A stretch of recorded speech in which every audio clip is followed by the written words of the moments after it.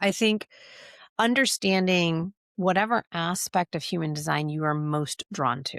So, type and strategy is one aspect, and it's a pretty big one, but it doesn't always work. Right. Sometimes, like I said, for me when I saw the blueprint, it was like, ooh, because I'm visual in that way and understanding, just kind of looking at how my energy flows. Um, we don't yet live in a world where people are like, let's exchange human design like we used to exchange business cards. Mhm. Although in my world, we totally do. Right, we're gonna say in the world. Right? That's what we thought as soon as we got on the call.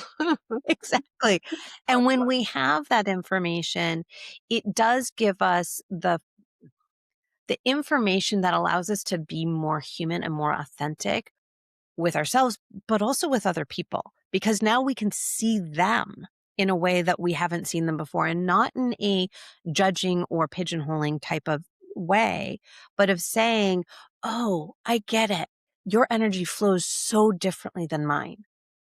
And it maybe allows a little bit more curiosity. It maybe allows a little bit more patience.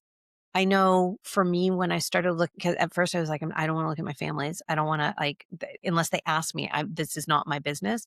And then once I started looking at it, I was like, oh, I'm really glad I did, because now this makes so much more sense to me. And then when I Mhm. show them mine, they're like, that I can't even look at that thing. That's way too much energy. I'm like, right. Because I am surrounded by projectors. So Oh, interesting. Yeah, I'm yeah. surrounded by generators, and my family are manifesting generators, and so it's like, "Oh, that explains my dad," and then my mom is the same as my mom's already passed, but I looked at her chart and I just cried. I was like, "Oh, she's projector. I can now feel what she went through," you know? Right. Yeah. Yeah. It's Yeah. really helpful with your kids, with your spouse, to be able to understand, like, why they are so fast or why they're pressuring things or why they need space or all of the things. Yeah. Yeah. And likewise, right, with our team members, with our boss, with those that report to us, with our partners, partnerships in business, Yeah.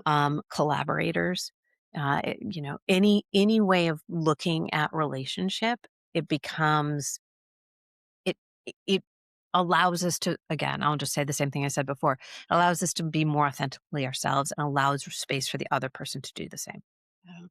Can have so much more compassion, right? Mhm. Compassion and patience, as you said. Yeah. Yeah, that makes a lot of sense.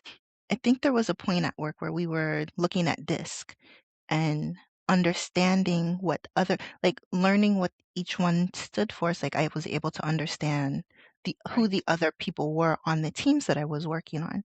So I could see that it would be the same thing with human design. Granted, I feel like people would probably feel like it's a little bit more invasive if Human you're design. asking for their human design information, like in a work setting. So in a work setting, and Laura, you may have some insight on this as well. What I have found is I don't actually share the charts with the team. Is I'm the only one that holds all of that information. What I do share with the team are energetic profiling of the team, and then showing how the energy is different for each individual on the team. It's nobody else's business unless you feel like sharing it, all the other details of your chart. I find it to be even more so. I've done a lot of different assessments and utilize a lot of different assessments that I actually layer into each other when I work with groups and individuals. It is things like DISC and even the Enneagram and Yeah. MBTI and all those others. Those can shift during our lifetime. And actually, what I have found in my research is that those all point actually to our conditioning, because they point to where we have created ways to show up in the world that often show us where our shadows are, show us where we feel more challenged in our lives. And so we create these systems and ways of being, and that shows up in DISC, MBTI, Enneagram, and many, many others.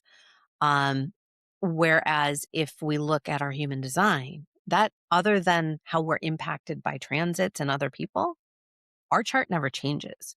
And so that shows us the foundation of who we are energetically from an energetic perspective. And we can go deeper into other aspects of self, but just from the energetic lens, it shows us foundationally who we are. And then we can look at all these other things and say, oh, okay, now I understand how I've been adapting myself. And then you get to be in choice. Do I want to stay in that adaptation or do I want to work with that adaptation to decondition it?